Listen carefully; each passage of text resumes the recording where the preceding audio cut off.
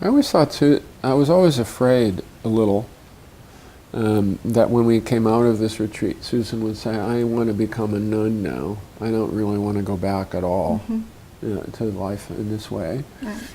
And I always knew that Susan had maybe more nun in her than I have monk in me.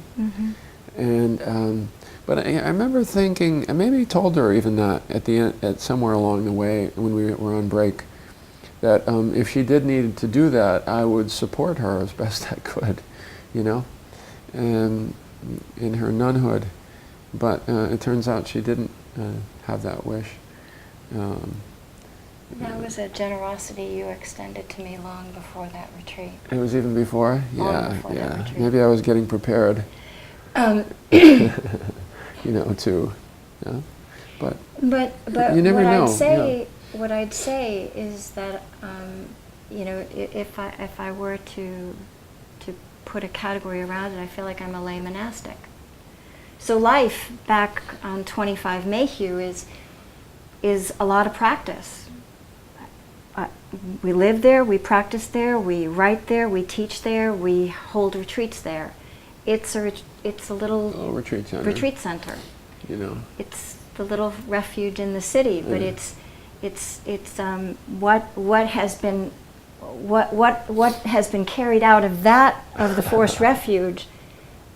This is what is being carried forth into everyday life in Boston, in the middle of Boston.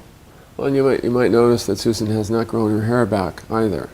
You know, she shaved her head right before the retreat, and which was a big deal. You know, and people say, well, how was that for you, Susan? You know, and there's a whole story there, but nobody asks, well, how was it for you, Bill? I know. So I'll tell you the short story on that one. It flipped me out a little bit.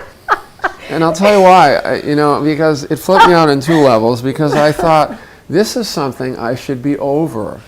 I shouldn't be attached to whether my wife has, my partner has hair or not.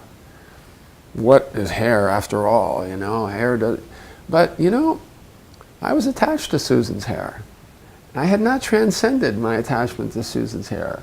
And I had a chance to take a look at that and to be slightly embarrassed by it. And I still remember I was walking with a male friend pacing up and down outside the room where Susan was in the other room, and his partner was shaving her head. Like this is what we could hear. And I was a little flipped out. But fortunately, it was anticipatory anxiety. And plus she's got a great head. And it all worked out, so.